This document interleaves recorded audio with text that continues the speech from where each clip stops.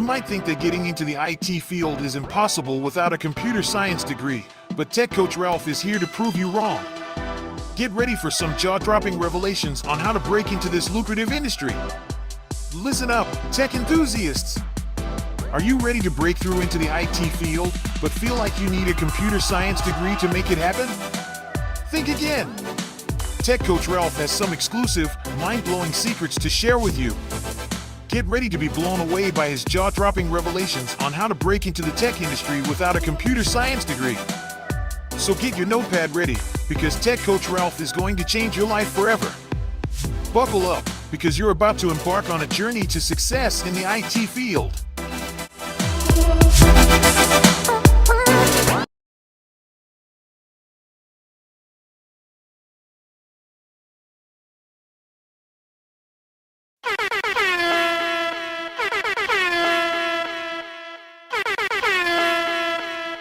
It's time! Welcome back to another Sunday afternoon episode of Software Explorations. We are going to dive into Terraform today. I am so happy to be back with you today. I feel like I haven't been on live stream in forever, and this past week was, let me find a word for that. Let me see what's the right word for this.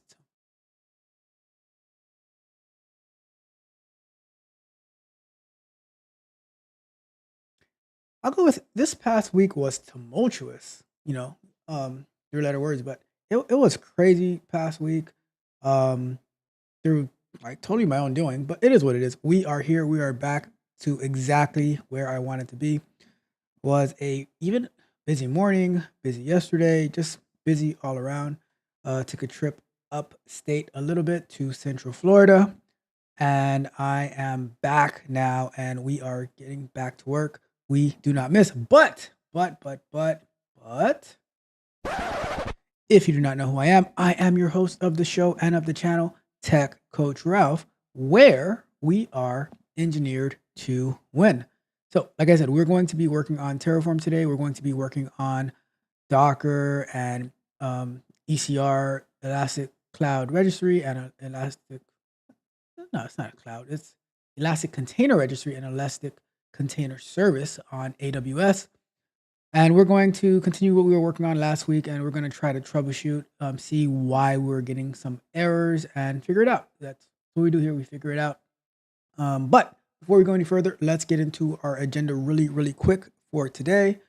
We are, let's see. All right. So first and foremost, as always, I want to say thank you to all of the newest subscribers. You guys are so awesome. And I want to give a special shout out to my guy, the test lead, for for taking the time to collaborate with me, have a conversation, and then even clipping that conversation up and spreading the wealth, sharing me with his audience. So I really appreciate it.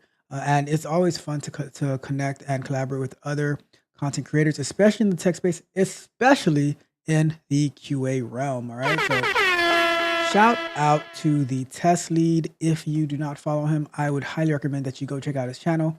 He gives very direct, specific information. While my channel here, it can be a little wild sometimes. We go into all types of different explorations and live streams and go down these rabbit holes. His information is very focused, very direct, and giving you exactly what you need. So, I would say he offers something, I offer something, and we combine it, and just trying to get you to that next level. So I would definitely say check out my guy, the test lead. You know what? I am going to drop his channel in the chat as well. Give me one quick second to do that. Let's go ahead and pop this out right here. All right, cool. So where is his channel? There we go. Yeah, check out my guy Justin at the test lead. When you hear "Hey YouTube," that's my guy Justin. So definitely check it out. Check out our interview together, and either the full one or the clips. And if you have any questions, you can post it on his comment. You can ask me in my chat. Whatever the case is, we are here to help you. We are here to serve you. All right. So next up on the agenda, I want to say a salute to my tech barbarians who are working so diligently. Like I'm out, like that tier is almost full, and once that's full, I don't know. I might make some modifications to open some more spots, or I might just say, it is what it is, because my capacity is running low. So we'll find out. We'll find out. But salute to the tech barbarians, always putting in that work. All right, let's jump into our live show schedule. I'm going to run through this one time real quick. We have on Mondays and Wednesdays, we have our morning show, our coffee and kata. Typically at 7:15 a.m. Tomorrow, I am going to start a little bit later to try something out. So tomorrow it should be starting around 8 a.m. So definitely want to see you there. Sunday afternoons, we have our software explorations. We are working on Terraform to do infrastructure as code. As soon as we're done with Terraform, we're going to jump right into DevOps. No stops, no hesitation. It's just, to me, Terraform is part of DevOps, but we have to get some type of a foundation because I needed to learn Terraform. So that's what we're doing here. Tuesday nights, we have our Q&A sessions where I answer your questions. So join us for that on Tuesdays. Thursday nights, we have more software explorations. We have currently been working on automating the Free Mind Recovery site, which is a nonprofit startup site that was created by a fellow YouTuber, Calculus Coder, Jared over there. So if you're interested in QA and automation, you definitely want to join us on Thursday nights. Soon, very soon, maybe I don't know, maybe the following week, not this week coming up, but maybe the following week, we are going to be transitioning into API testing. So definitely want to see you there. All right. And so that is our live shows. All right. So one more time, morning shows, Mondays and Wednesdays. And then we have on Sunday afternoons, we have our software explorations going through Terraform. Tuesday nights, we have our Q&A sessions. And then Thursday nights, we have software explorations focused more on the QA field, automation, API testing, whatever content you need, I'm here for you. All right.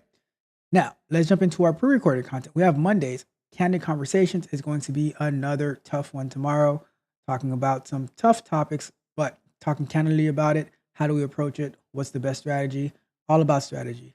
Wednesdays, we have software explorations, concept and overviews. This coming Wednesday, we're going to be wrapping up our GRC framework overview, where we're going to be talking about the benefits, the benefits of the GRC framework, some case examples, and then we're going to talk about some salaries. What are the different salaries that people in the GRC field of cybersecurity, what can they make? We're going to explore that. And then Fridays, we have the bug bite. This coming Friday, we're going to be looking at the Fulton County, which has been in the news a lot lately, but the Fulton County cybersecurity ransomware attack and what's going on there. And then throughout the week, we have shorts and additional clips from the Q&A show that we make it in bite-sized digestible pieces so that you can have at your convenience. All right. So that is our pre-recorded content and our live show. So something definitely for you to plug into, to tune into. Looking forward to seeing you there and to joining the conversation. All right. Now, let's jump down to... We're going to get to work. Yep, ready to get to work. What we're going to do is because I have meetings after this, I have things to do. So we're going to jump straight into Terraform work and we're going to have some fun with that. Let me get our application started and we're going to work for 20 minutes. And then on our breaks, we are going to, let's use, a lot of people use Indeed. I'm going to pull up Indeed to see what is exactly on Indeed and what kind of jobs we can find there. And we'll look for that during our breaks. Let me get the timer up. Let's get some energy before we get started. Please offer me your energy. I ask of you, please. All right. So, and when I open the application, the first thing that I'm prompted with is some Docker work that we're doing for our tech barbarians. And, I do have one more thing to share with you before we go. I'm going to put it up on the screen real quick. But let's see if we can.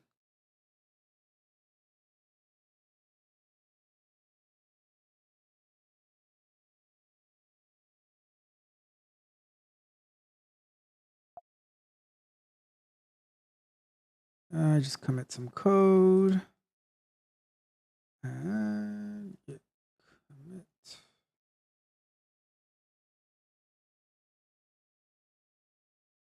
Okay. And like what I'm working on with my tech barbarians right now and the application that we're building, I am setting up a Docker compose file so that they can quickly start up the application and tear it down using Docker, which a lot of the people that I come across who are taking boot camps and things like that, they have absolutely no idea of what Docker is, how it works, and that's why I push my tech barbarians in those places because these are the tools that I use on a regular basis, and I even know it's like some seasoned QA people who they have no idea about Docker. And imagine if you are starting off in the field and you understand how Docker works, how to use it, you just make yourself that much more valuable. And I am trying to like because when you're coming in, you don't have a lot of skills. You don't have a lot of practical skills, a lot of knowledge. You have the theory, but I'm trying to try to armor you with the tools that you need to be dangerous and to be able to add value to the team that you join from day one. All right. So that's my goal. That's what I'm trying to work on. Well, not on you, but on my tech barbarians because those are the ones who have invested in themselves and they are the ones who are working on growing with me. So that's the direction that I'm pushing them in. If you want to go in that direction, you can go ahead and join the Patreon at www.techcoachralph.dev. Join the Tech Barbarians group. Spots are super limited right now, so get in where you fit in. All right. And before we get started, if you haven't done so already, do me a huge favor: like the video, share the video, subscribe to the channel, hit the notification bell so you can know every single time that we go live. All right. But with that being said, let's get to it. I already have the code up here. Let me check out the Terraform branch and move this over here.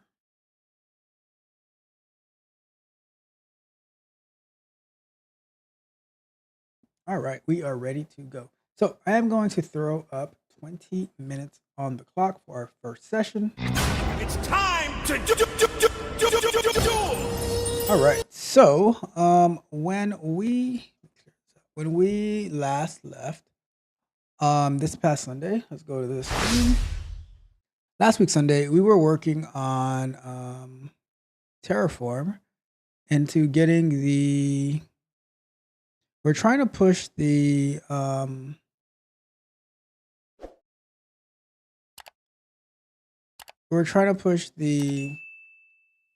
image to the ECR, to the Elastic Container Registry in our AWS. So let me go ahead and log into AWS as well. AWS console. By the way, I did get my refund from AWS for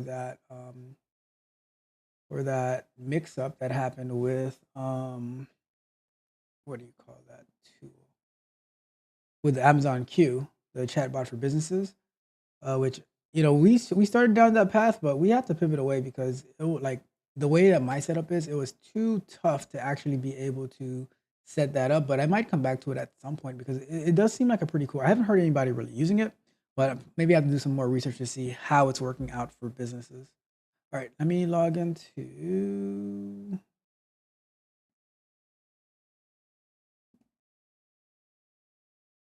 All right, I'm in AWS. And my cost for this month is not too bad, to be honest with you. So, all right, let's go to Eclipse. So let's go over to here. And we're going to go to Elastic Container Registry.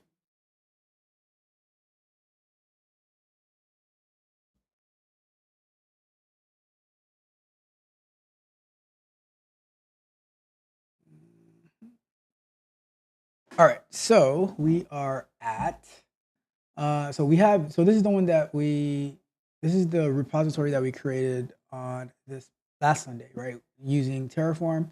I always put the TF to know that it's Terraform. And we have here, so the issue that we're having was pushing up to the repository, to the registry. It was like timing out or something. So I think the problem has to do with some type of permission. So we're going to look into that, and then we're going to fix that in Terraform, and then we're going to get it pushed up, and then we'll move on from there, trying to start a container with it. All right. So Let's go ahead and let's address my main guy in the chat. What's going on with you, Mitch? Welcome to the show. You know what, Mitch? Guess what?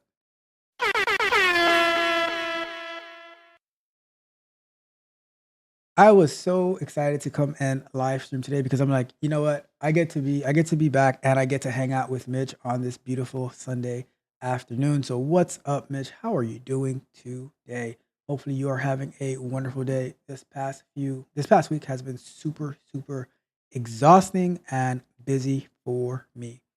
The alerts aren't which alerts? Are you talking about my lazy chatbots, or are you talking about the are you talking about the notification for when we go live? Let me know and I will figure that out. It might be because I had it set for 2:30 and then I rescheduled it to 3. Whenever I see the notification not working, that's usually what happens. But we shall. Okay, so yeah, it might be because I had set for 2:30, then I changed it to 3, possibly. Not 100% sure, but we'll see. We'll see. But you are here now, so happy to have you here as always, and we are back in business. You see, Mitch and I, we're here. We're like, man, it's been a while, and let's get back to work, hanging out on these lovely Sunday afternoons, putting in that work every single day. All right, so we have our registry here, but if we click on our registry, there is nothing there because we tried to push to it. We had some issues, so let's find out what the issues is, right? What the issues are.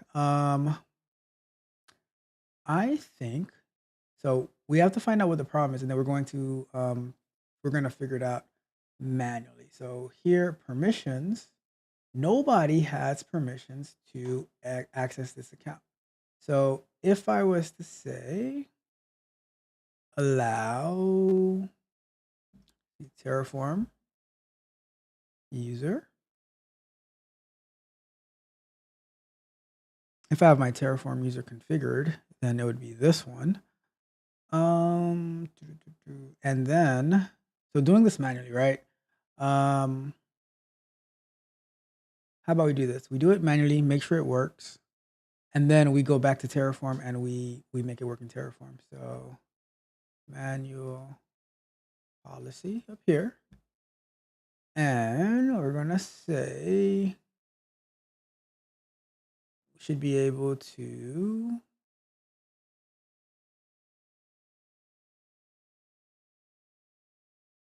put image.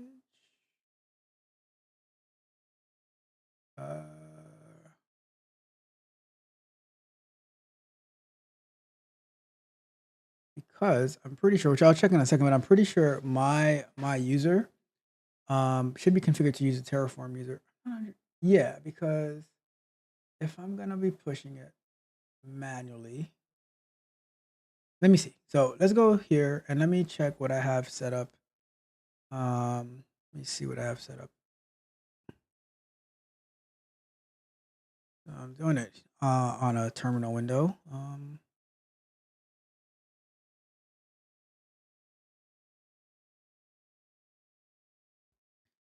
I have my default user.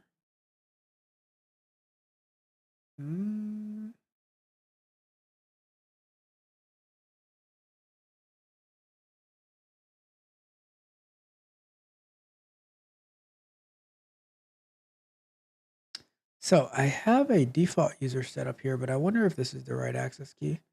Because if it's trying to push, well, good question. So let's see what else we have over here.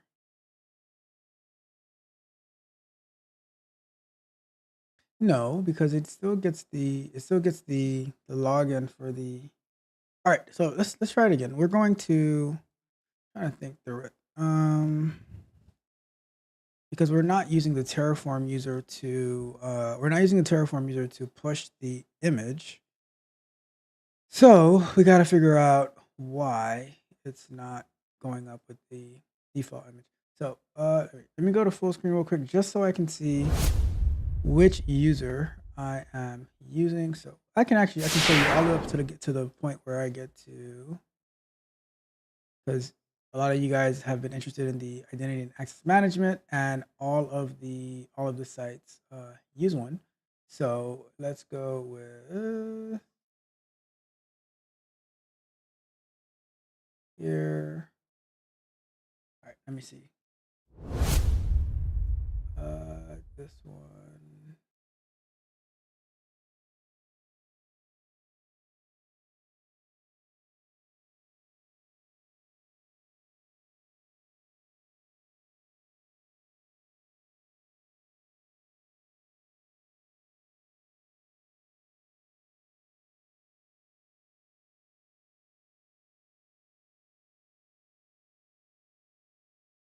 That's interesting.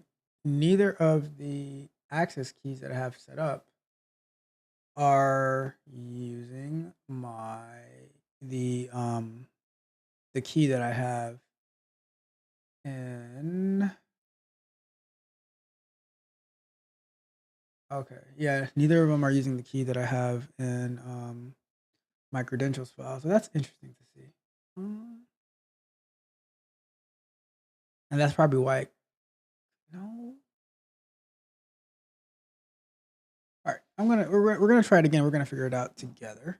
What's going on? So let's go ahead and try it out. Welcome, Nightbot. Happy to have you here. All right, so let's go over to find the code.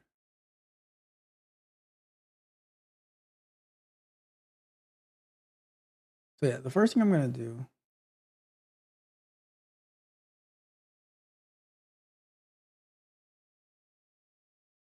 Let's get to where we were not working yesterday or last week. Right,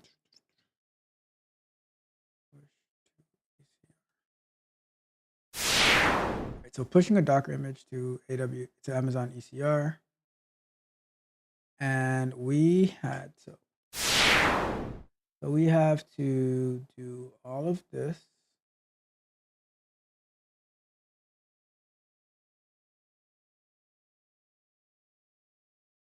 All right, so I'm going to be doing it on the other screen. Actually, no, you can see. So AWS ECR get login password region, and the region is going to be US East 1. And then we're going to do a pipe, and we're going to say Docker login username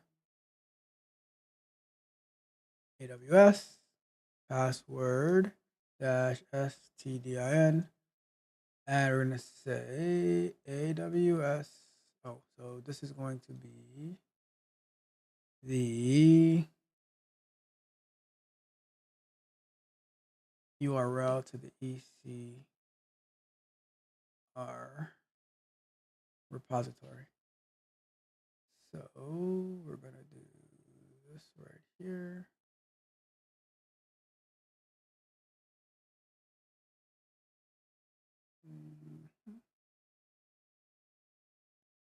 Enter. Okay, we're logged in, right? Now, if it doesn't work, I would think it has to do with the profile that I logged in with might not have the password. This might have the permission to it. I don't know. So let's see. All right. So let's do Docker images. Oops, we don't have Docker running. Hold on. Wait a second. That would help if we have Docker running in order to be able to push up our image, but give it a second to open up.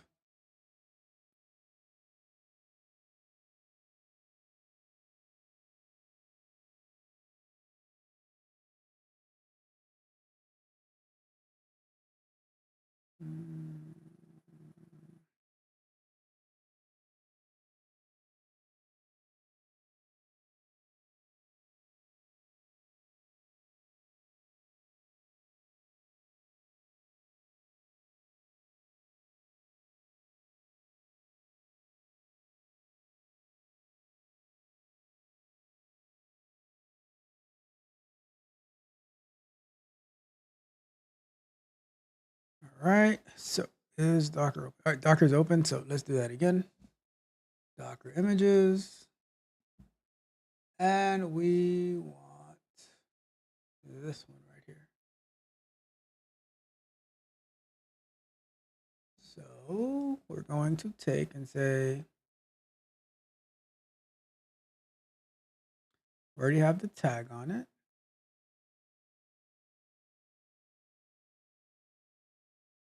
We're going to try Docker push. And let's throw latest at the end of it.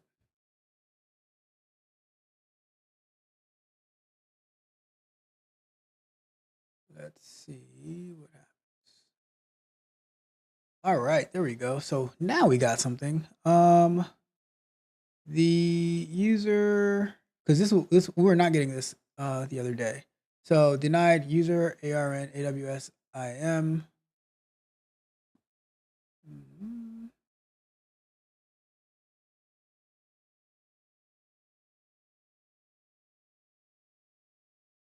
So this user is not authorized to do initiate layer upload on resource on this one because no resource-based policy allows. Okay, perfect.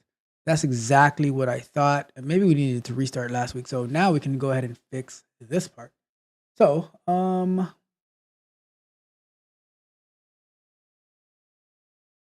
first of all, let's find out who this user is.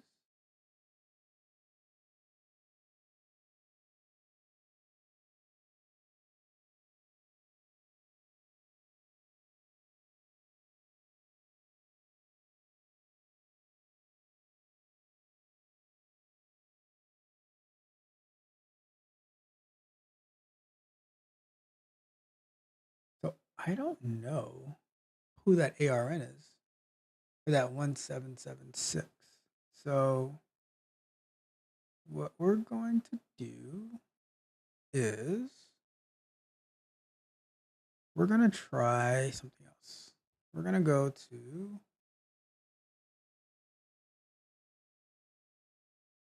clear. And when we do our login again, we're going to say,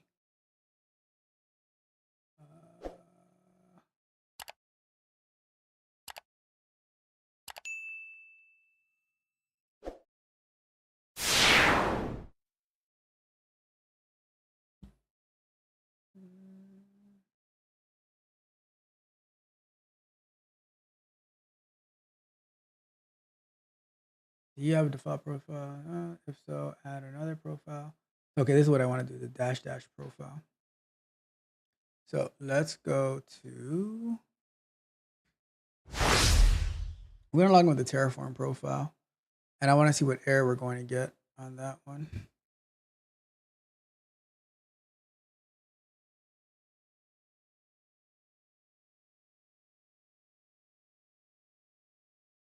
Let's see what happens with that.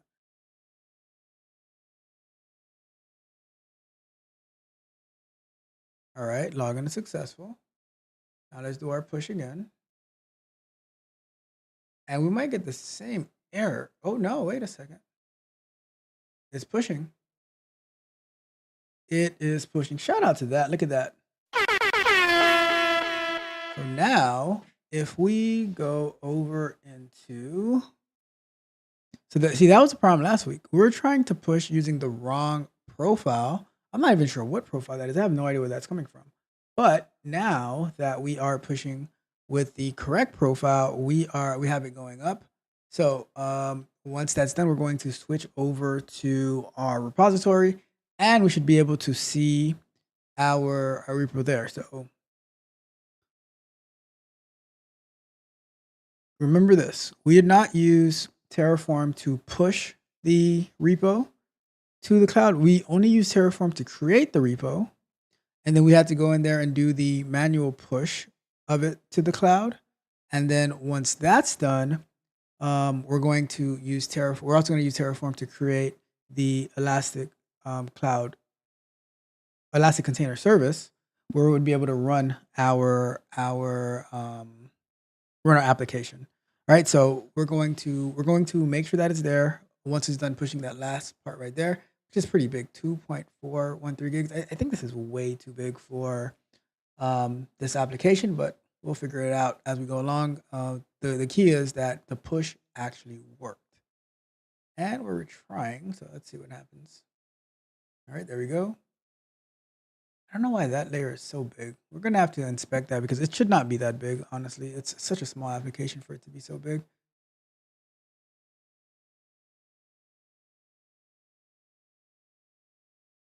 And you don't want, like, honestly, I don't want my Docker containers, my Docker images to be so big because it should just be building on top of existing containers. So I have to investigate to see what's causing it to be so big and pushing all that space up to ECR.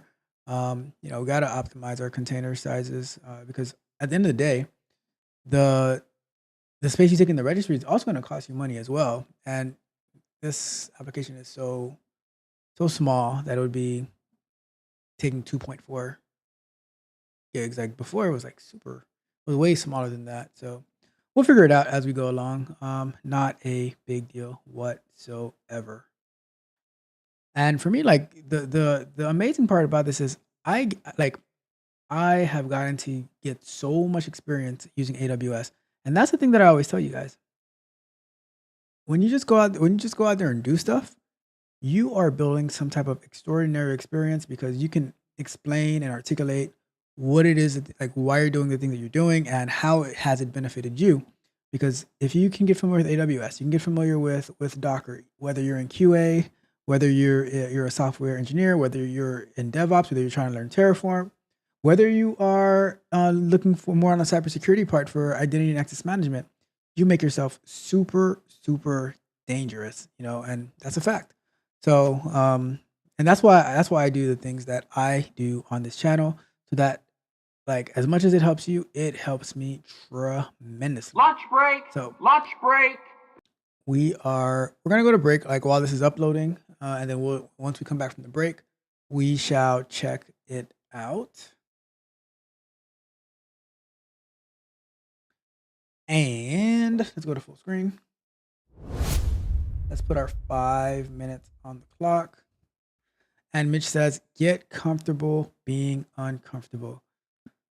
That is true. And I was super uncomfortable this past week. You have no idea. I appreciate you. Shout out to Dusan. Welcome to the channel. Welcome to the show. Shout out to you. I really appreciate you for being here. Hopefully I am able to add a lot of value into you and your journey in tech. And whether you're interested in QA, whether you're interested in software engineering and cybersecurity, I hope that I can add that type of value to you. So welcome to the show. Welcome to the channel. Shout out to you. You know what? We get a round of applause for that.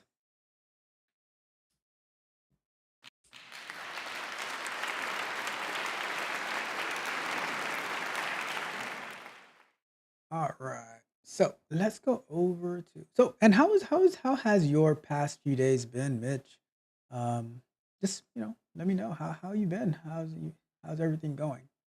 Right. I'm gonna go over to Indeed. I rarely ever use Indeed, but here we are. I am curious what's happening on the mean streets of Indeed. So let's see. Product owner for therapy notes. That's pretty cool. All right. Let's see here. What about, do people really search for this stuff? That's interesting. Remote work from home, Walmart, remote work from home. White people can't get jobs. All right, quality or QA engineer. And let's start off with remote too. Let's see what Indeed has. Entry level manual test engineer, manual QA. Experience level 0 to 2 years.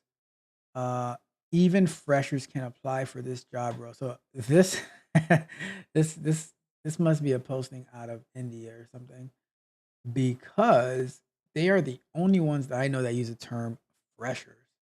Interesting.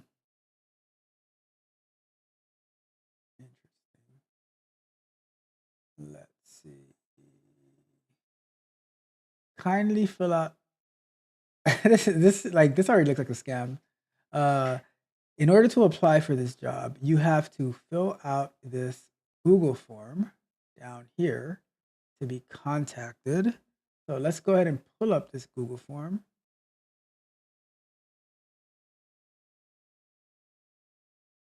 And what is in this? Hopefully this is some spam. All right. March 2024 entry level IT job.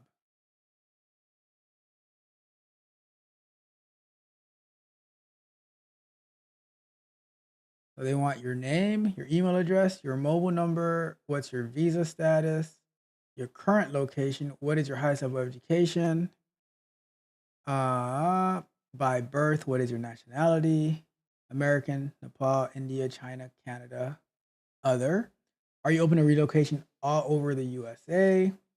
Are you ready to work on site or in a hybrid role? Which jobs are you interested in?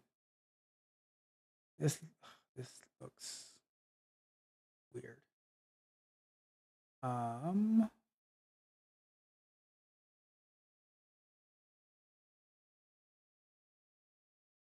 this is why y'all be getting scammed. Y'all going on Indeed and they tell you fill out some Google form for a job application. Like, okay. And it says good. He's doing good. I'm doing pretty good too. I mean, I am happy to be back home. I am happy that I have made it I have made it through the past 2 months, and now I can focus on other stuff and go from there. So we are going to be going all in. We're going to be working so hard. No distractions. We're going onward. All right. Let's see what else we have over here.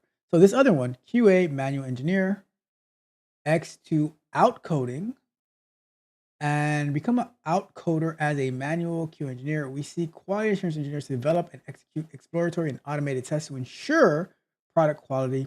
QA engineers' responsibilities include designing and implementing test, debugging, and defining corrective actions. You will also review system requirements and track quality assurance metrics. The QA technician role is essential in our company's product development process. Get a move on, back to work, chop chop, let's go. Come on, get a move on. Back to work, back to work, back to work. I wish I had more details about these roles, because here's the thing about these roles. I wonder, because what if I was to go on Indeed and I created a bunch of manual QA roles, and then see, look at that, look at this, X2 outcoding software company in Desamparados, Costa Rica. Really? Are we buying that? Are we buying that, folks? X2 outcoding. Let's go to their website real quick. Premier nearshore software development company. Unlock the power of near coding and staff augmentation. Book a discovery call. Let's see what they do. Experience the XSQ outcoding difference and transform your team with staff augmentation. Your nearshore technology. So nearshore. I don't know what's. I guess because they're in the same time zone. Build what you imagine: custom mobile, web, desktop applications, workflow and process design, staff augmentation, multi-shore, cloud design, migration, artificial intelligence integration, quality assurance, enterprise systems integration. So I am curious. Like, I wonder if there's anybody who works for. Now we get to Breezy. What up, Breezy? So we go from LinkedIn to this outcoding. How'd you get that? That's pretty impressive to get the domain name outcoding.com, I must say. And then we get to the Breezy website, where Why did I get to the Breezy website? If I click on careers,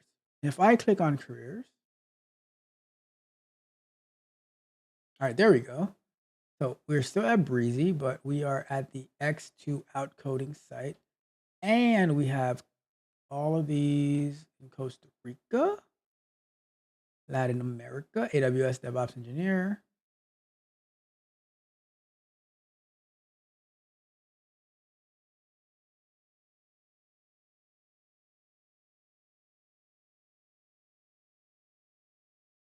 And let's see, QA.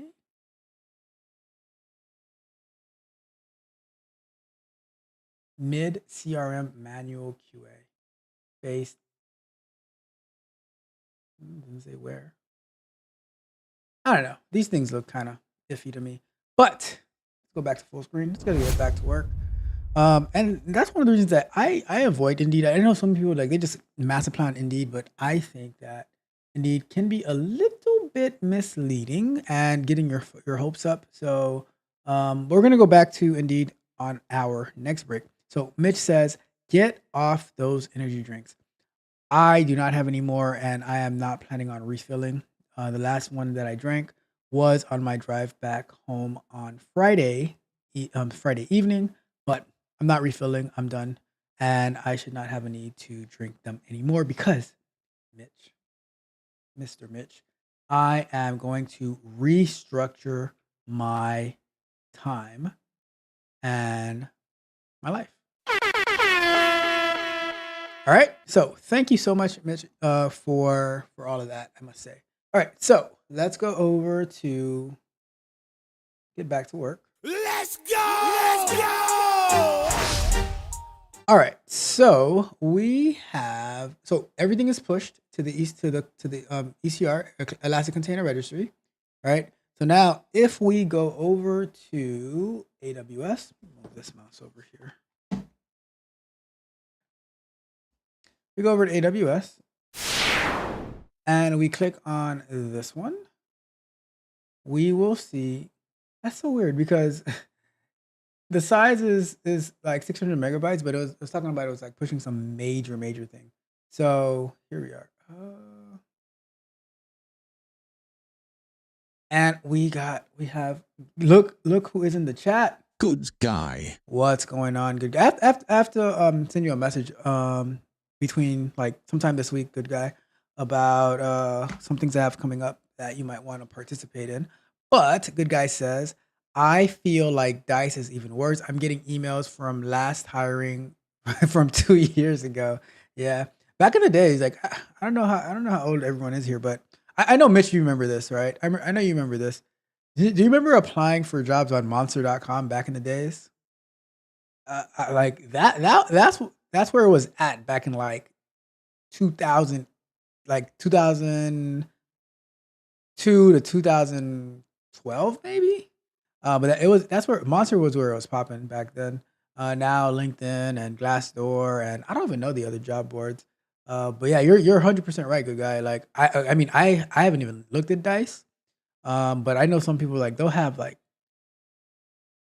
when people are somewhat, I don't want to use the word desperate, but when people are somewhat desperate, they will look to like the dark web for of job boards, and I'm like, man, you're going like, are you sure you want to be using these sites to apply? But anyways, let's continue with our plans. All right, so we're here. So this worked. So let's give a. So this is where we're at right now. We successfully pushed up our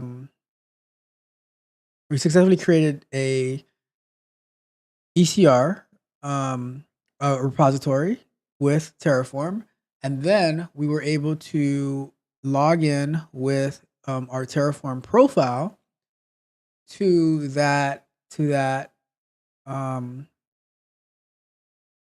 repository, and then we were able to push up the image that we created last week to that repository. So now the next step is how can we get it started through Terraform. So we're going to have to use Terraform to do ECS. All right, so let's go. Just go ahead and click on this right here. So what exactly is ECS, right? Let's figure that out first. So let's just go to this is probably really old. So we're gonna create another, because if it doesn't have the TF, then I probably didn't create it. So okay, let's try that again. Elastic container service. No description. All right, so I can just delete this, to be honest with you. Let's just delete this cluster.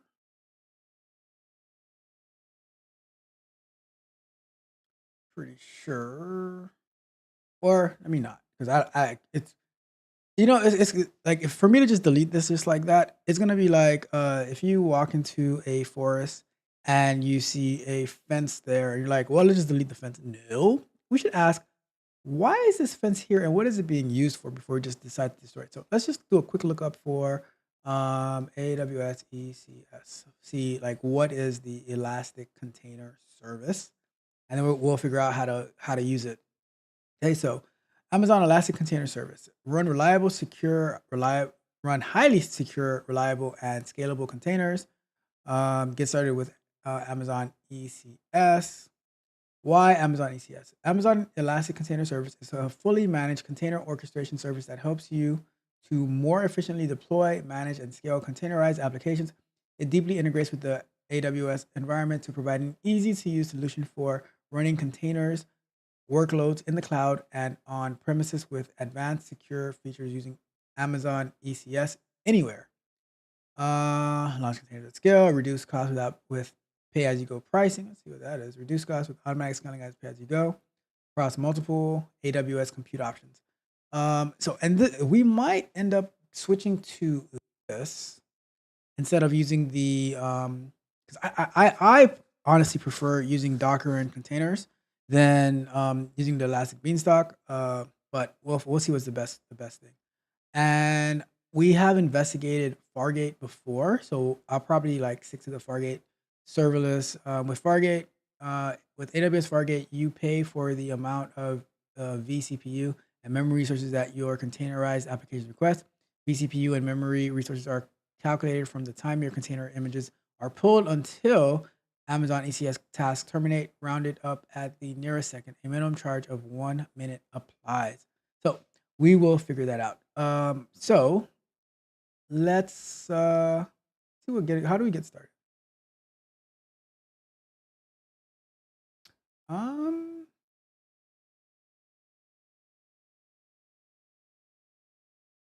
Well, scale and run web applications, right? So serverless, containerized. All right, well, let's get to it. So what we're gonna look for is Terraform ECS.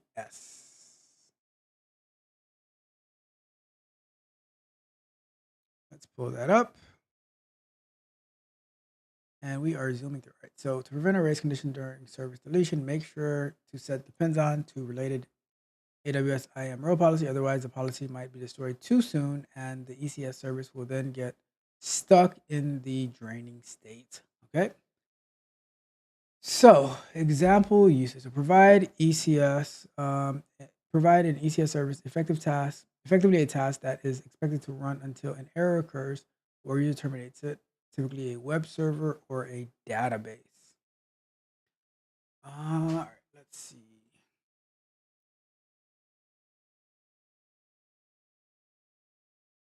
And there's still load balancing that takes place.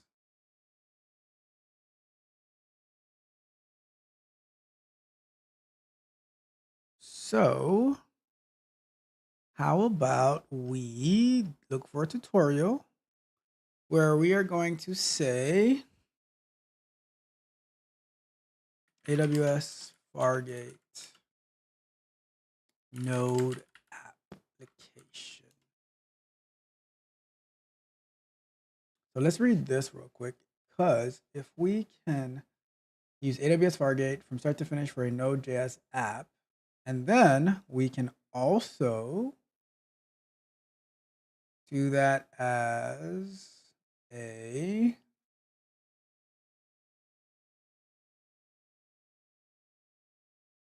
we can also do that in Terraform. So the walkthrough will be broken down in 7 sections.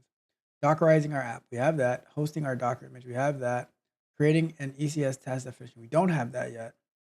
Configuring a cluster, we don't have that. Creating a load balancer, that's optional, but we do have a load balancer. We know how to do that, and we can definitely do that with Terraform as well. Creating our service, that I don't know yet. And then configuring our domain, we do know how to do that, but we'll find that out in the context of Fargate. So what is Fargate? Simply put, Fargate is a way for you to avoid messing around with EC2 instances, running Docker daemons, managing versions, and DevOps in general. Basically, Fargate runs a Docker container for you and manages the infrastructure so you don't have to. Love it. Lambda can run specific functions and theoretically can serve as a backend for an app. However, if you already have a Node.js app, possibly with Express, which is what we have, migrating it into a Lambda is a pain, although there is some packages that can help you with that. Enter Fargate, a way to avoid both server management, i.e. serverless, and refactoring your app for Lambda, allowing you to deploy your existing app fairly quickly. Okay, a final note before we start. The explanations are simplified. I'm not an expert, so I'm sure some could be explained better. That's cool. All right, so Docker. All right, so here's what we're gonna do. We're gonna do this manually, like we like to do, figure it out manually, and then we're gonna take our time to migrate it over to Terraform, which we might not finish migrating it to Terraform today. Most likely we won't, but it'll give us a foundation of, okay, we get it to work manually, and then we will, between today and next Sunday, get it to work in Fargate using Terraform. All right, that's gonna be the plan. All right, so we already have this done. I'm not gonna go through it. We already did this, so I'm not gonna go. And we did this part through Terraform. We have our repository created and configured through Terraform. In the final step, you'll be provided a list of commands to run to publish that to the repo. All right, so this is what we have going on with. And you know what? We could implement this script.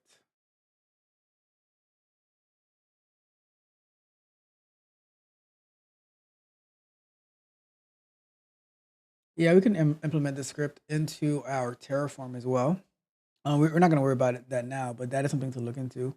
How to run this bash script in Terraform. I mean, we did something similar when executing it on the when we were setting up our EC2 instances, but we could do this using we can use like the local script thing, and then it can actually run all of these after the resource has been created. So yeah, so that's pretty cool. We can definitely do that where we don't have to build it manually. We don't have to yeah. All right, cool. So this we will definitely table this part for after we get this to work manually. So let's keep going. Creating an ECS definition. All right, so let me move this over here. Be close to it.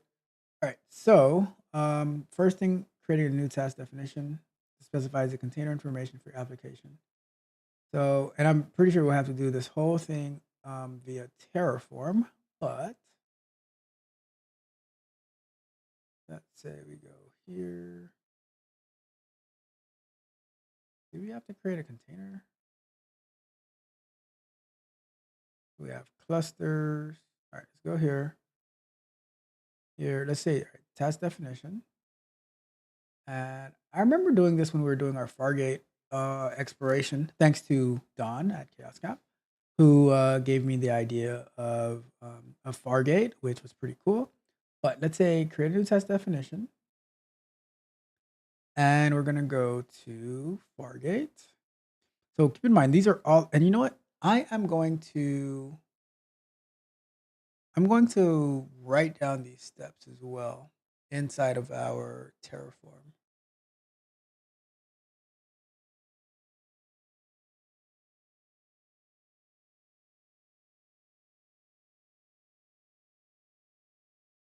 So let's go over to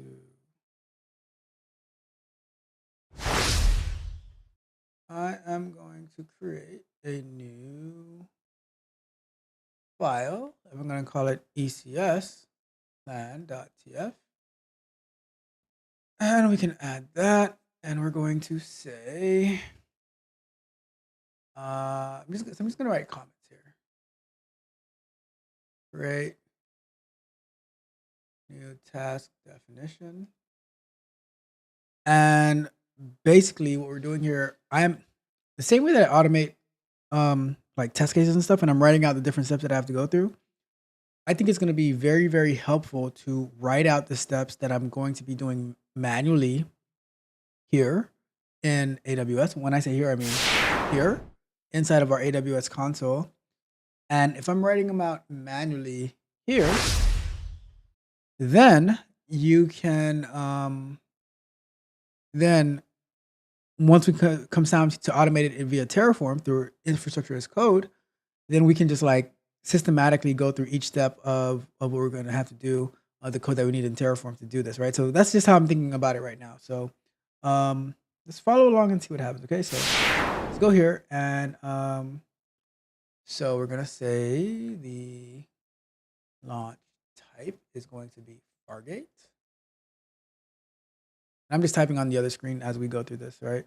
So Fargate, and we want, I think that operating system is going to be fine, but let's say, so select Fargate, and so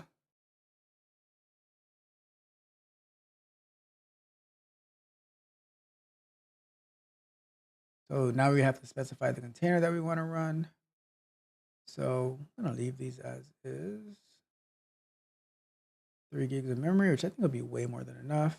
All right, let's go down to the container, right?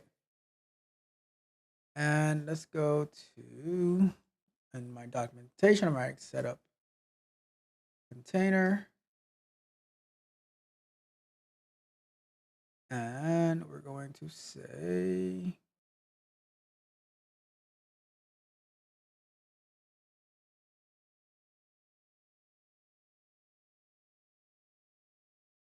let's say it will be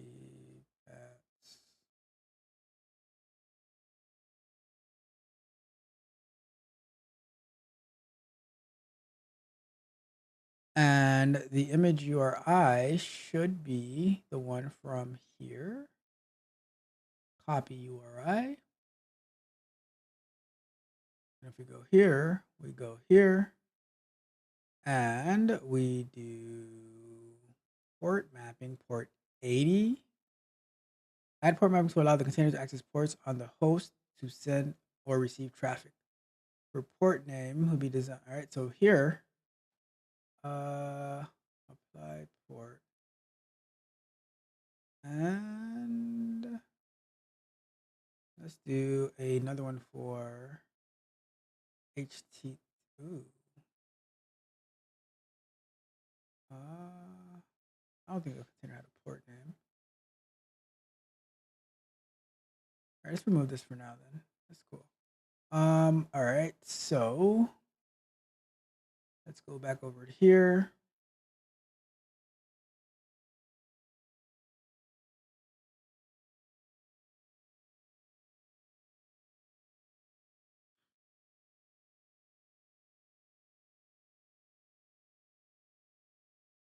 All right, so if we go here and we say,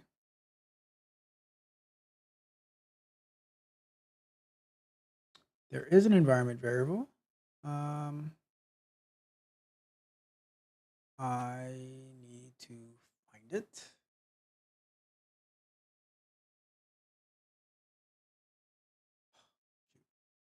Where am I gonna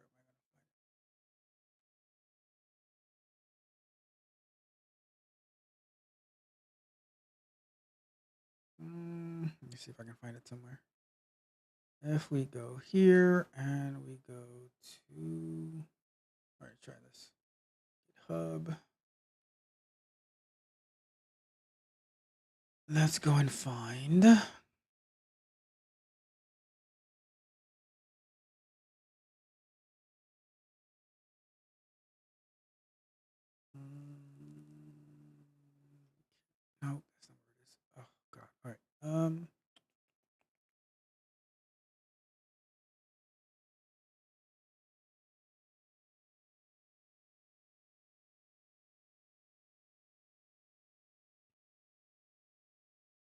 All right, I know what to do. So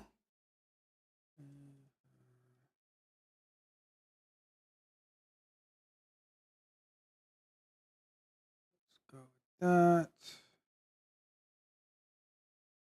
Let's go with Google URL, I think it was. Yeah, put this part of the README to be honest. And we're gonna go with share.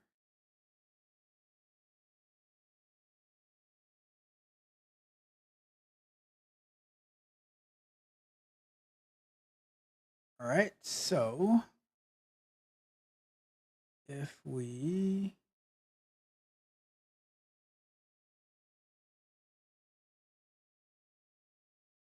say create, PBQ container.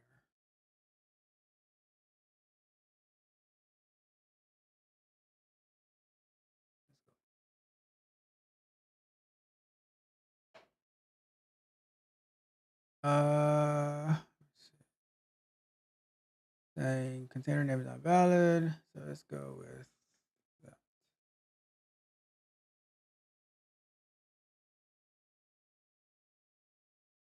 Lunch break! Lunch break! All right, let's close this. So this is done. Go back here.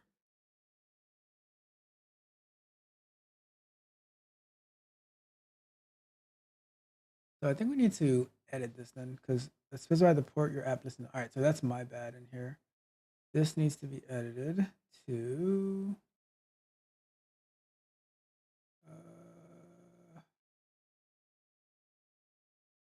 because if it's trying to connect on port 80, then there's not going to be anything there.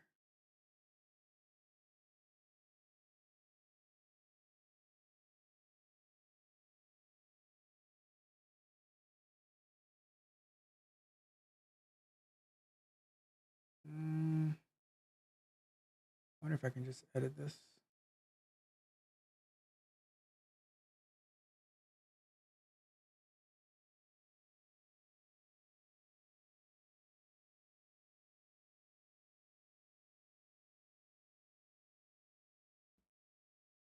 Port.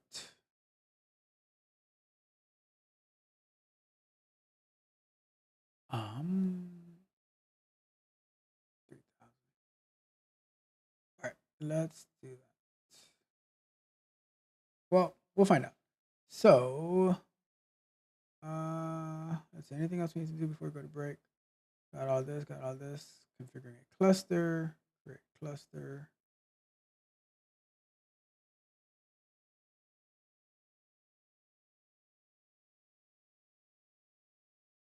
So now, tasks, run new tasks.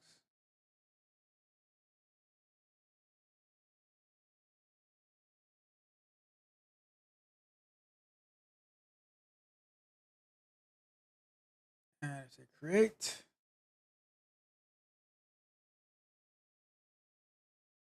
Let's see what happens. I don't think it's gonna come up because of that port issue, but we're gonna figure that out.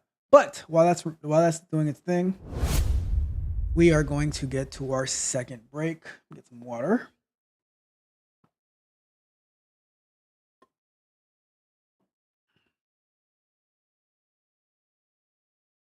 And I'll tell you this about Monster, right? Back in the days, there were even scams on Monster. I remember this. I can put our 5 minutes up. I applied for a job on Monster back then, and like I was looking for a job. I needed something. I get a response. Hey, yeah, we have this job opportunity, and we just need you to come down here on a Saturday to this location. I'm like, on a Saturday, but I'm like, okay, cool. I need a job, right? And so I went down over there. I get there, and guess what? Guess what happened when I got there? Guess what? So It was one of those pyramid scheme things. Like there was a bunch of people in this place, and yeah, it's just water. It's just regular water, Mitch. But it was one of those pyramid schemes, like where they were like, they're like, oh, if you sign up for this, you pay us this much money, and then you can be a representative. I was like, and so they, and I'm like sitting there listening. I'm like, oh my god, they got me good. Yes, multi-level marketing, they got me good. So I'm like waiting for the break, and then as soon as the break happened, I'm like, they said, if you want to hear more about it, stick around. If not, you're free to go. And the worst part about it, right? I had to drive like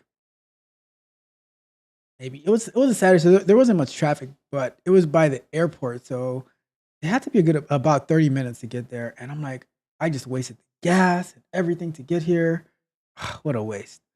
But I got up and I was leaving, and they said, "Hey, are you leaving?" I'm like, "Yeah." Like, "Oh, you don't want to hear more?" I'm like, "Nope." Jump in my car and took off. But I was, but I had applied for that role, for that job on Monster, and they got me. They got, but they didn't get me for too long. Y- I wonder if it was Primary. I don't even remember who it was back then. But see, Mitch knows. Mitch knows. He got caught up with Primerica. A lot of people have. A lot of people have. And as my faithful Nightbot says, if you want to connect with me, go over to connect.techcoachralph.dev.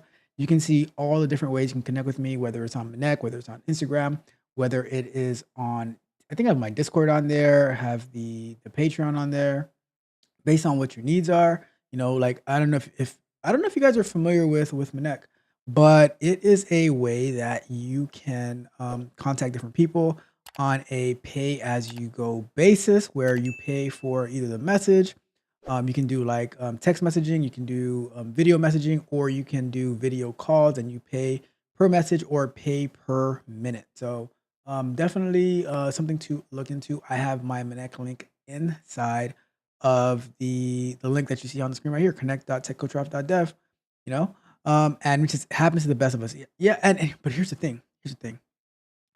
There are people who they walk into it and they jump in. Like couple of years ago, two times. People, have you heard of what is the name of that one? Dreamscape or something like that. It's like a travel thing where you pay monthly and you're supposed to get discounted rates on travel and stuff like that. And I remember I got invited to one of those meetings, and I'm like, and I tell you, the people who you think care about you, they're the ones who are trying to ruin your life. I tell you that. But yeah, we got invited to this meeting, and it's like, oh, don't you want to travel? I'm like, no. That's what the guy asked me, because I'm like, I'm just looking. I'm like, okay. He's like, don't you like to travel? I'm like, no. And he's like, really? I'm like, yeah. I'm like, I'm not a traveler. I'd rather be home. I'd rather be streaming with Mitch and Good Guy on a Sunday afternoon. I'm like, when I have to travel, it is such a pain in my, like, and if you have kids, oh my God, you forget about it. But just going up north, like 3 hours north, right? Um, got a full car because you gotta have food for the kid and like stuff like that. And I don't know. I am not the biggest traveler. I'd rather, and you ever travel with if you travel with Haitian people, it's like they have to bring the whole house with them. So just letting you know, just letting you know. So I'm like, I'd rather just stay home, stream with Mitch, hang out with Good Guy on YouTube and stuff like that. So just gonna say, and he's like, I know what you're talking about. I forgot. Yeah, it's something like they used to have the signs. Like they used to have the Get a move signs. on, back to work, chop chop, let's go. Come on, get a move on. You're back to work, back to work, back to work. When they'll travel, they'll have the sign that says like "Wish you were here," and I'm like, I know. And like the ones that care about you the most. For real. That's a fact. All right. Anyways, let me throw another 5 minutes. Let's look for these jobs on Indeed a little bit more, and then we're going to wrap up with our last segment and call it a day for today. But we are making great progress, I must say. All right. So let's put another 5. And let's go back to Indeed. And let's try to avoid doing like public service announcement, everyone. You never hear anything else I say. Do not apply for jobs where they require you to fill out a Google form. Just putting that out there. Putting that out there. I can easily whip up some type of job infrastructure where you can fill out an application, put your resume. So please don't apply for a job using a Google form. Okay. All right, let's get back to here. Advancio. All right, I'm gonna rearrange this because this remote, and this is how they get you, because you guys will put remote. You guys will put remote in your search, and they give you these type of remote jobs where they're based in Costa Rica and India and all this. Let's see what Fiable Consulting is. I am curious. What is Fiable Consulting? And I'm pretty sure they don't pay you this much, but let's go to about the company. Nothing. Bunch of entry level positions. Oh, this is the one with the Google form. Let's see. And you guys just be applying. Are you doing your research? Fiable Consulting. Let's see what this is. They are based in New Jersey. Really? New Jersey? Come on. Listen. Beware of fraudulent job emails. It has come to our attention that fraudulent job opening emails are being circulated under the name of Fiable Consulting, but with incorrect email domains. Our legitimate email is fiableconsulting.com. Please be aware that any job-related communication claiming to be from Fiable Consulting but originating from a different. All right, we have seen. Okay, so fair. However, did you post the one on Indeed? So let's go to careers. Let's see if it's there. So you do have a bunch of stuff on here. So but if you are real, why are you using a Google form to apply for a job? That's what I want to know.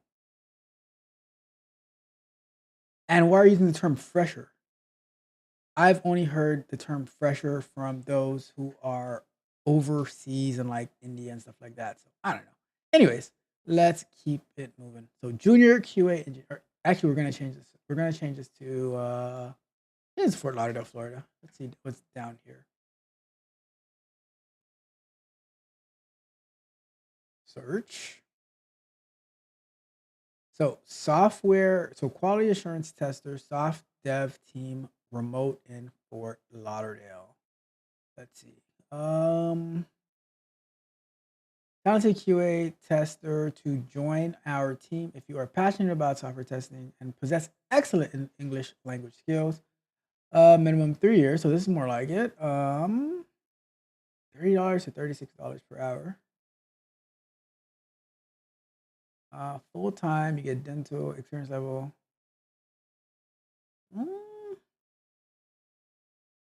Not bad. Is it really remote though? I don't know. So I now this one I know is real because I've heard of Stryker a few times before. So I know, and they are down here in South Florida. I reviewed this one on something because they always have a position opening. So 1 year experience in regulated industry or quality engineering master's degree is the preferred. Basic bachelor's in engineering, biomedical, or related discipline. Cool. Let's see what else they have. Haku in Miami, 35 years in manual QA engineering role. So I want to actually, okay, so let me see real quick. Red Violet Boca. So the role, we're looking for a QA analyst to join our Boca Raton team. Together, we'll be working in a highly distributed Linux-based environment that leverages the best open source technologies, cloud computing, and our proprietary distributed search and computing platforms. You'll use your testing, scripting, and automation expertise to lead the team that designs, develops, and executes and maintains manual and automation test suites for Red Violet's web application. Create and maintain test application testing plans. Join the team of 9 QA analysts to provide technical leadership. Work closely with I'm going to send this to my friend. move on. Back to work. Chop, chop. Let's go. Come on, get a move on. You're back to work. Back to work. Back to work. So, Space Coast Credit Union. Actually, I did send this one to my friend. Work from home up to 3 days a week. So I'm gonna send. Let's see, software engineer, Luxoft. So some of these, like, all right. So I think I figured out what's happening. I have figured out what is happening. The issue that I'm seeing here is you guys. By you guys, I mean those who are just applying, but they only want to do like remote work, right? So you'll go in here and you'll put in remote, and you have absolutely no where these remote jobs are coming from. And so now this job right here probably pays like $10 an hour to someone uh, either in South America or in India or Middle East or something like that. And you apply for it and you say, "Oh, I'm not getting any responses." Well, that's because this job is not for you.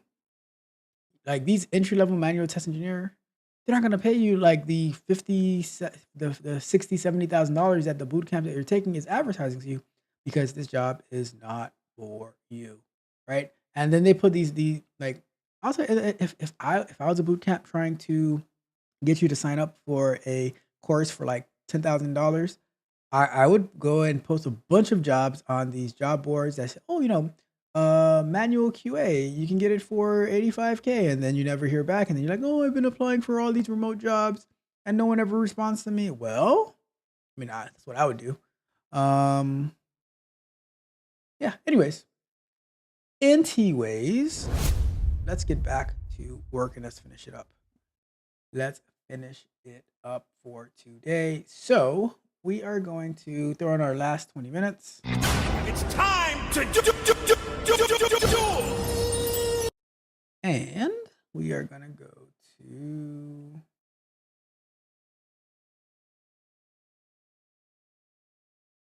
here. So it did not start. And let's see if we can see any logs on why. But I think it has to do with I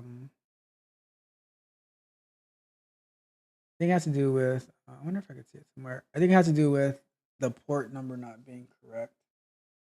See if I can find it. If there's a history. Okay, so stopped. We click on stop. We should be able to see what happened to it. Go to logs. Format error.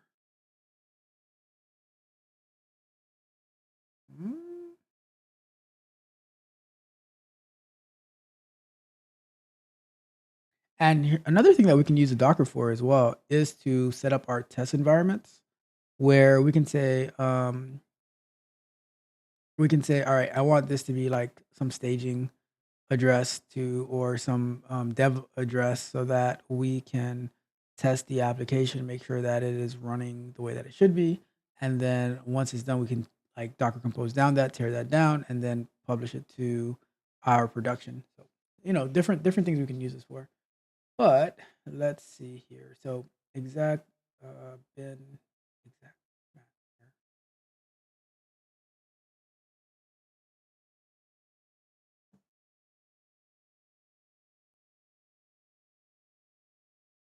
Okay. Let's see.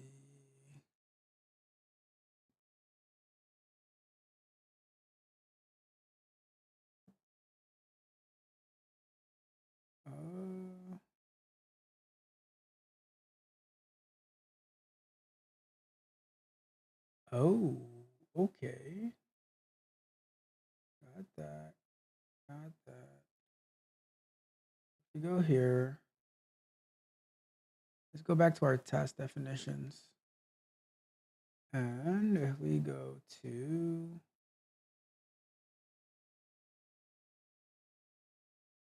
create a new revision, Fargate, container port is going to be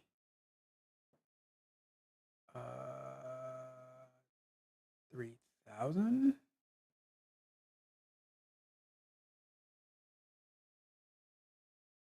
Add port mapping.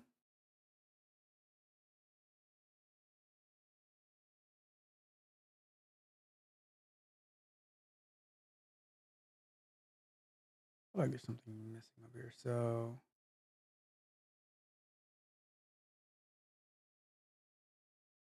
let's see here.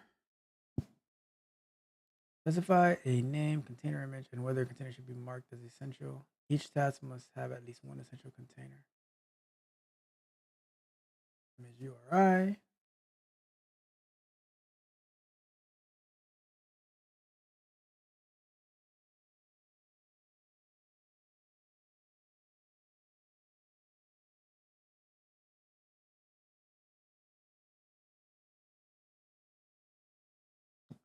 So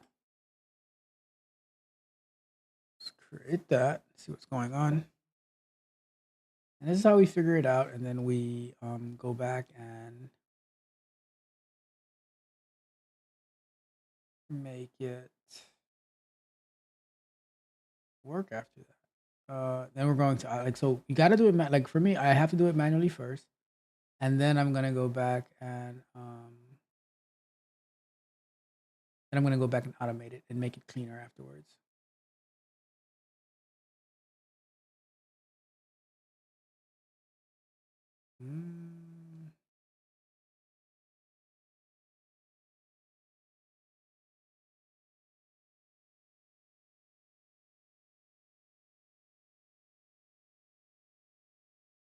So, which I might have to go back and watch my own video on how I got the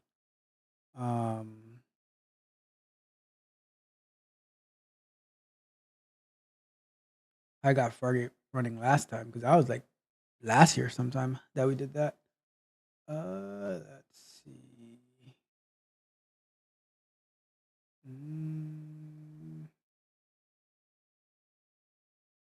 Okay.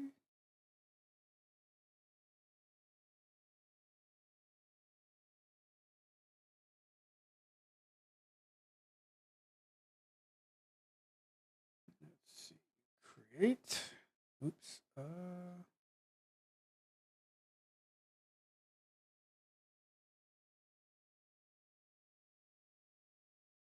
Let's see what we got going on here. So, all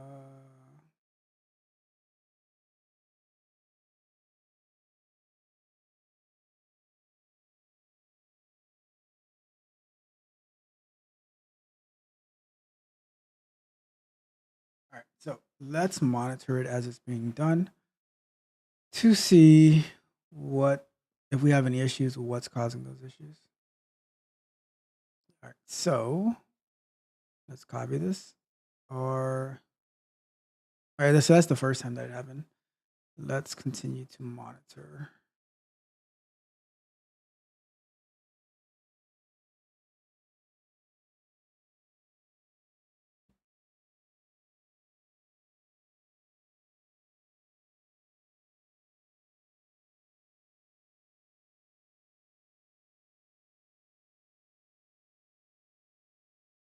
So PPQ app has started one task. Let's see what's going on here. Something is running. Okay. Let's see. Something is happening. Now it says 0 instances. Click on here. Click on here. Something. I don't think it's running actually. Still trying to provision.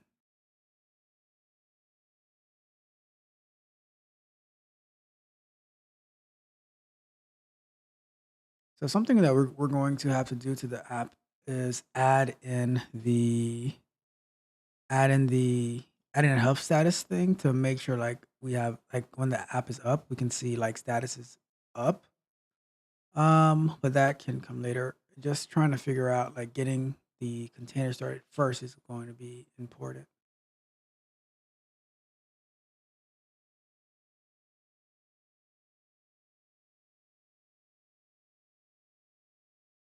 Let's see.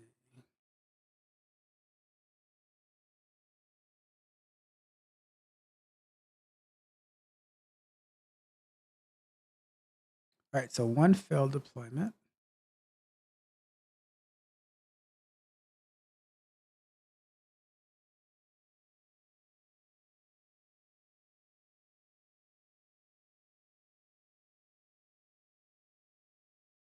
Let's go back a page. All right, let's see this.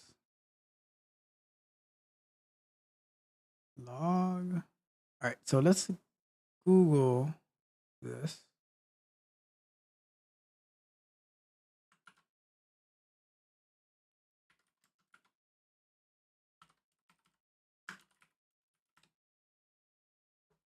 So AWS ECS, this one.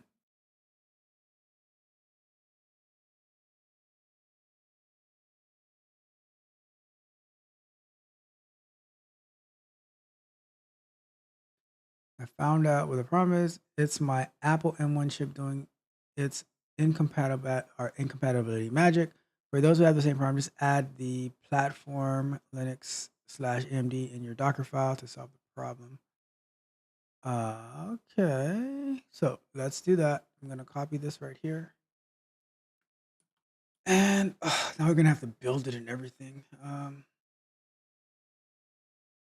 be annoying. Okay, so let's go ahead and so we're gonna have to do the whole process again. So let's go to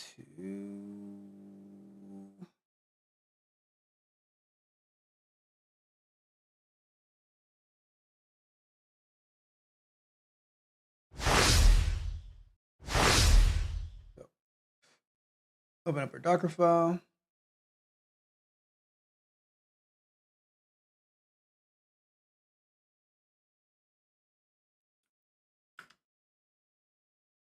Here. And we're gonna go to here. And we're gonna do read.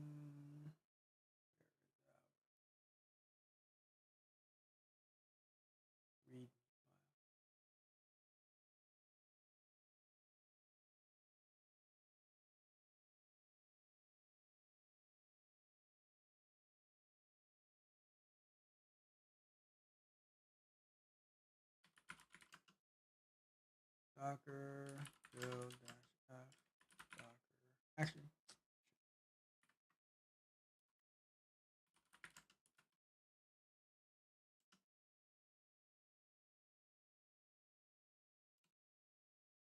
Docker images. Oops. And we want to do a bunch of stuff to get rid of, but we're going to do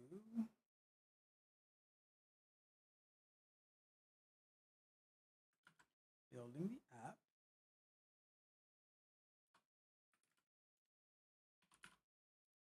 Docker build -f Docker file -c latest dot. Now that's going to build the latest version of the Docker file with the this addition that we have here for the platform issue, because we have to specify that this has to be built from the platform Linux / AMD one. And then it's going to have to go ahead and install the node modules. This part takes a few minutes to get done because it's pretty much like when it's creating an image, it's pretty much packaging up a replica of what you of what's going to be running. So for instance, if you were to do, all right, just create this this image, and then after you install the image, now you say, okay, now log into that image and do all these commands, and that defeats the purpose of having an image, right? That's why we were building the image with all the commands and everything really already run. So now when you go and you start up the machine, the container, everything is ready for you to go. So there's not a bunch of it's better for us to waste the time once here and distribute the image so that many people can use it, versus having to log into the image and doing a bunch of like having everybody do a bunch of busy work. And that's like the beauty of Docker and why I really, really appreciate using Docker so much. So keep that in mind. Keep that in mind.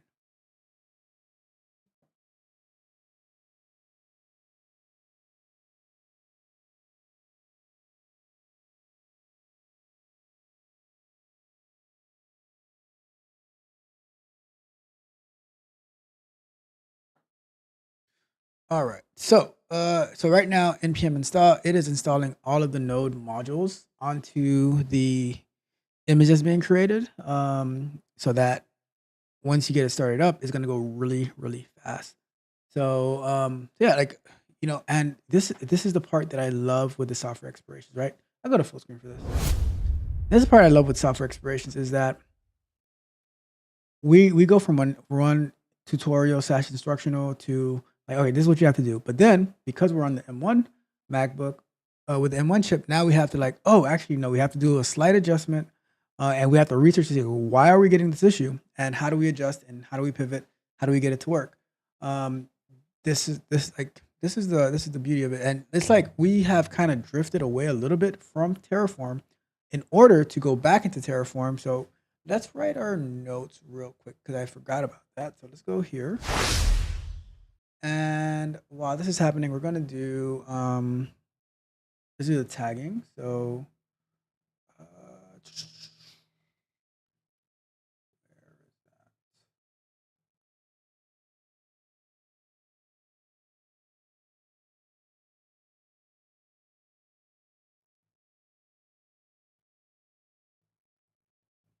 that? Docker tag. And we're gonna take this one. Copy that URI.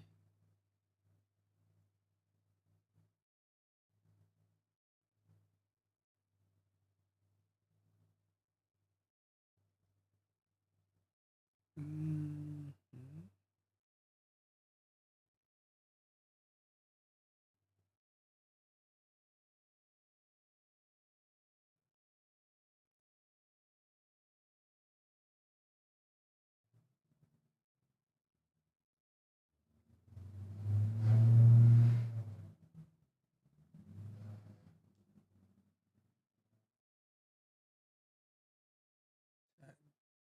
Oh,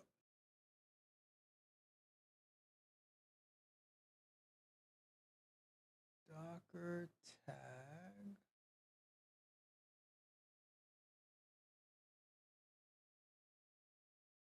Okay. Yeah.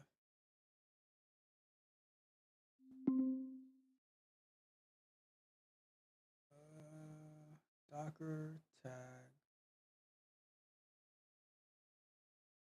T. Oh my god. TF dash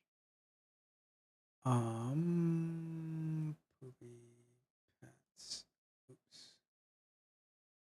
App.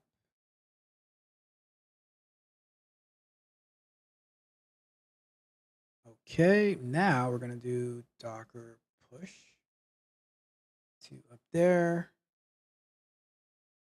All right. So while that's happening, I'm going to go back to this one right here, and so set up the container. Um, so we need to create the task. Choose Fargate.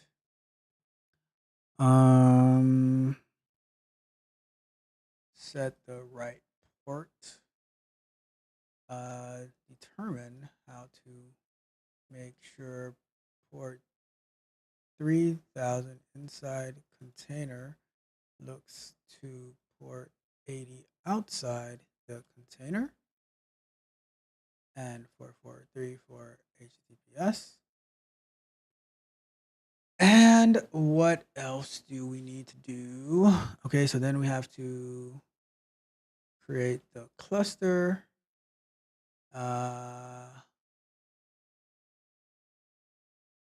Have the cluster use the task to launch the have the cluster use a task to launch the application. I think that's how it would properly word it. Or anything else that's missing in here. I think that's a good rough idea. And then as we start to building out the Terraform, then we'll get a little bit more specific in there. If we do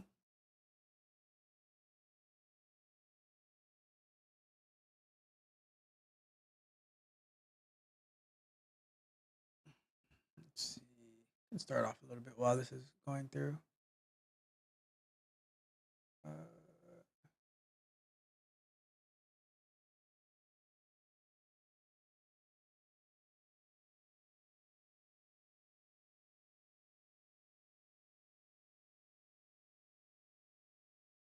It's the easy, the little stuff that you forget.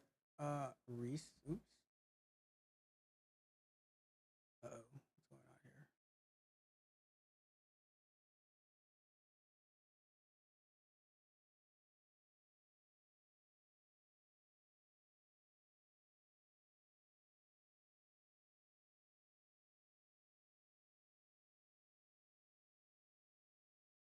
Okay, so oh my goodness.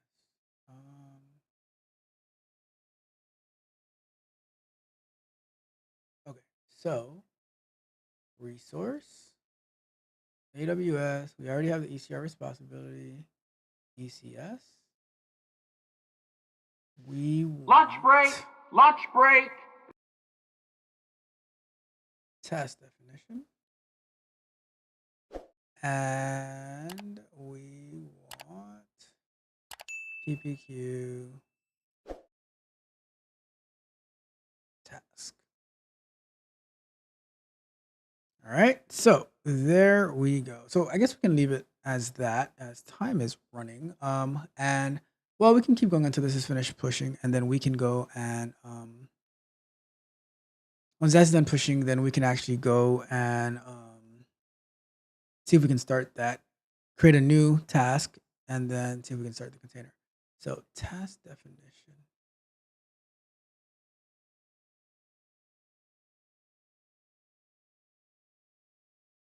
Let's go over to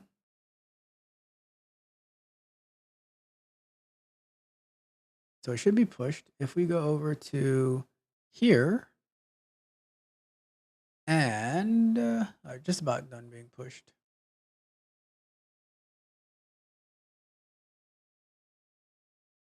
All right, so it's pushed. If we go over here, we should get a second image.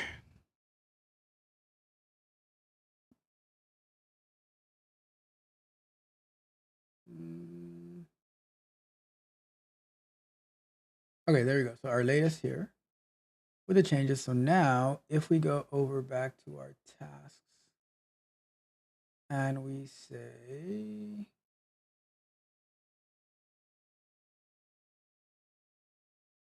task definition, and we say this one,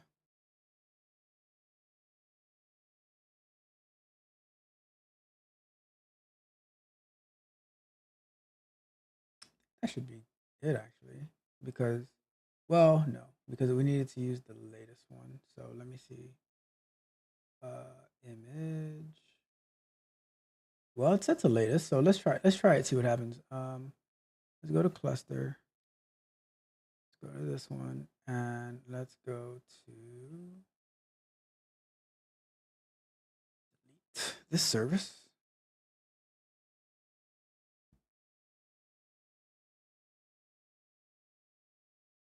And if you are enjoying this content, do me a big favor and like the video, share the video, subscribe to the channel, hit the notification bell so you can know every time that we go live and drop new content. So we are going to say the service can't be stopped while it's scaled above 0.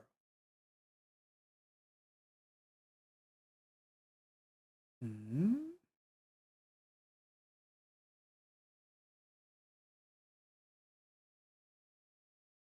Deployments.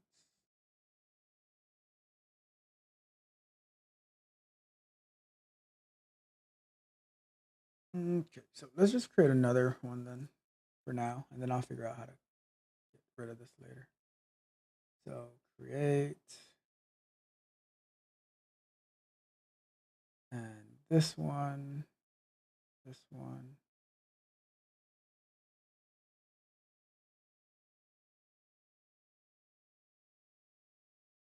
Let's see.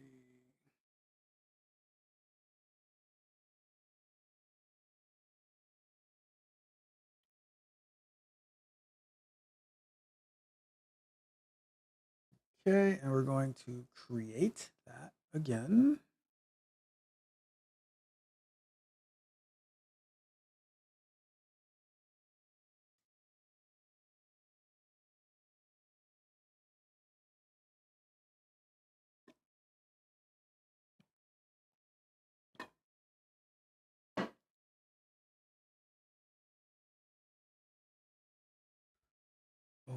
Okay, let's see.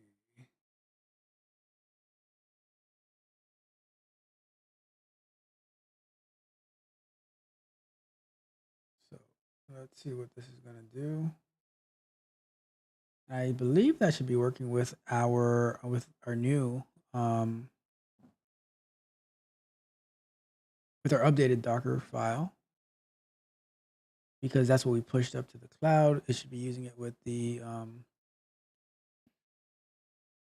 with that special platform.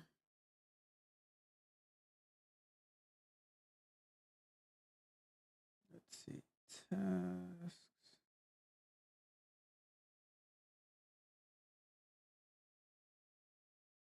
And if we go to logs, let's see. Warning, accessing non-existing property, get of module export inside. Well, now at least we're getting inside of the container, so that's good. Let's see if it at least like getting started, and then we can figure it out from there. But this is where we are going to be wrapping it up. Once it, if we can see if we can access the content in it, then we'll be like, we're in a good spot. We are ready to go for next week.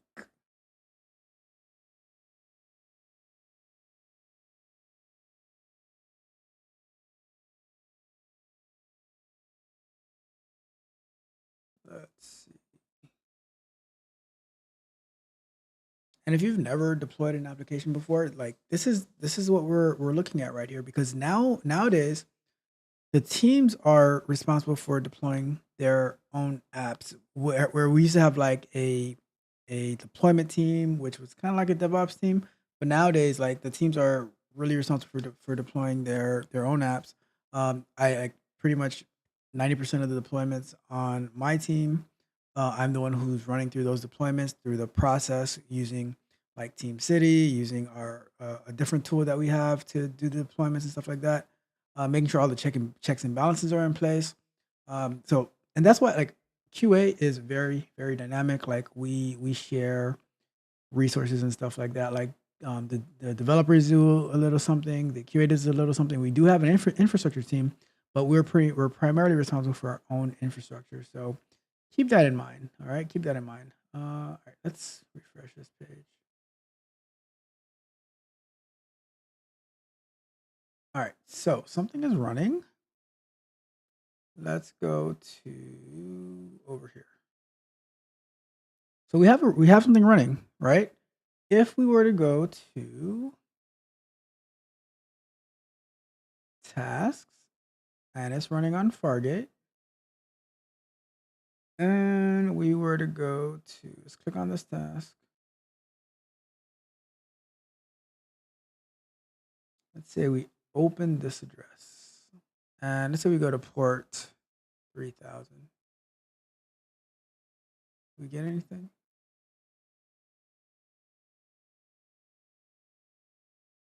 Not yet, but the server is running. Let's see if we take a look at the logs. The logs aren't really telling us much.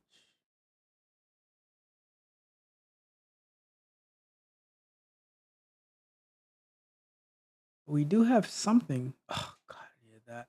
All right, let me see if I can undo the last close.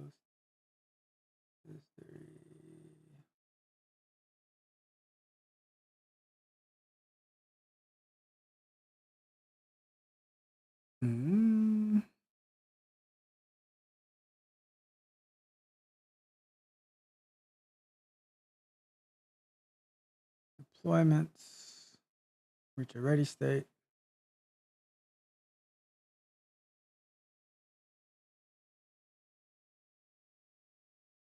Um,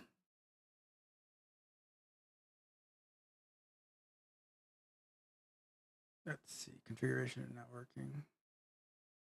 Have those on.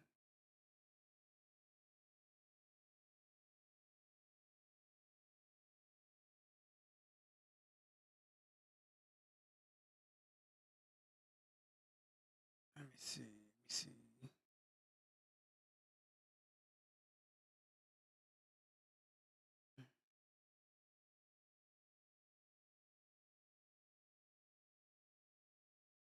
Mm,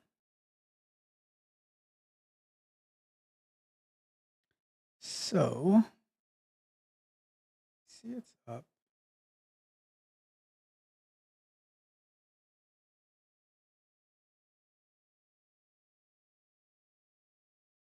Here, here, here. The container should be fine.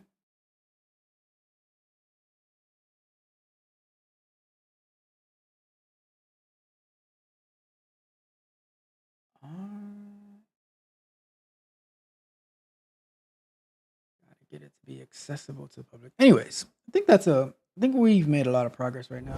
I can probably do a little bit more research on accessing it, but we should be able to jump into next week getting our Terraform to create the Elastic container service for us as opposed to doing it manually. Maybe we can finish up getting it to work, like getting the site to show up when you set it up in ECS Fargate manually, but then we'll just have to replicate that process to get it automated. All right. So that is the plan. That is the goal. I'm gonna wrap it up for today. I have a meeting in like 30 minutes, so I just wanted to connect with everyone again and live stream. Be back to work with my guy Mitch, as always. So supportive, so faithful. I really, really appreciate you, Mitch. And good guy. Shout out to anytime good guy makes an appearance. Good guy. And we're going to be starting the API series very, very soon. Good guy. If not this week, but most likely next week. All right. So let me get this clock off. And as we wrap up, I want to thank everyone for tuning in, for being here. I really, really appreciate you all. I appreciate you. You guys are absolutely awesome. And before we go, I did want to share that.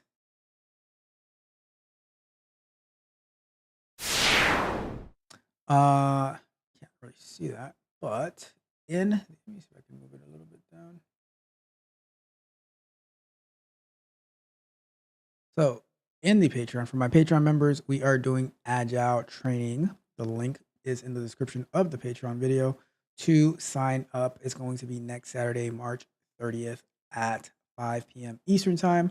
So looking forward to see my Patreon members there. If you are not a Patreon member, it is never too late to sign up and come get some Agile training with Tech Coach Ralph so that you can apply that methodology to everything that you do. And then you can prepare yourself for getting into the, to get into the field.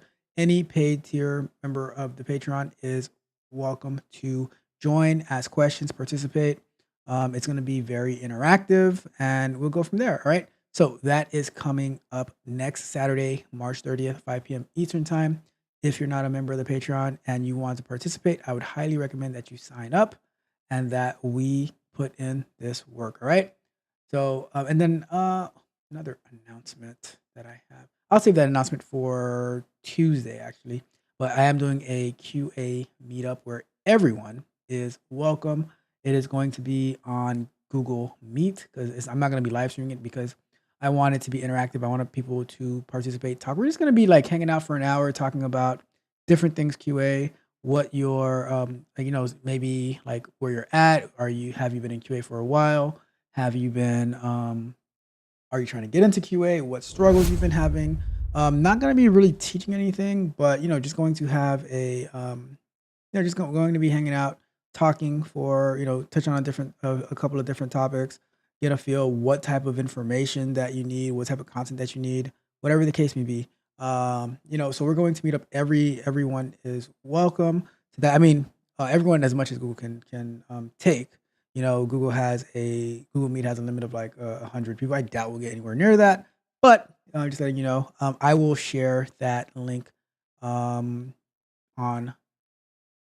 Tuesday, right? When we go live, Q&A Tuesday.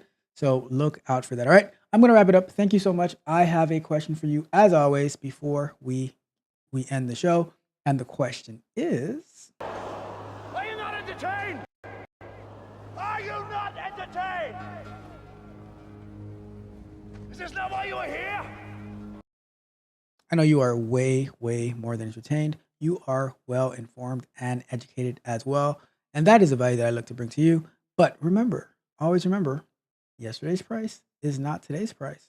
And today's price is not tomorrow's price. And therefore... One more thing. Price of the brick going up. The price of the brick is going up. If you haven't done so yet, do me a big favor. Like the video, share the video, subscribe to the channel. Hit the notification bell so you can know every single time that we go live.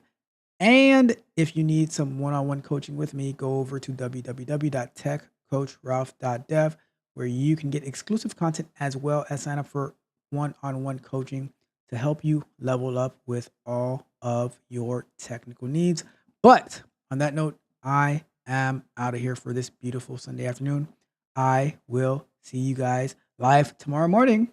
Tomorrow morning, we're going to be working on Flutter, and then I'll see you live Tuesday night. All right. And don't forget, Candid Conversations tomorrow, noon Eastern time. I'm out.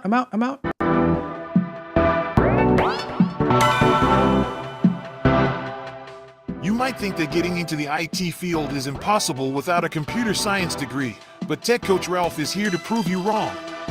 Get ready for some jaw-dropping revelations on how to break into this lucrative industry. Listen up, tech enthusiasts.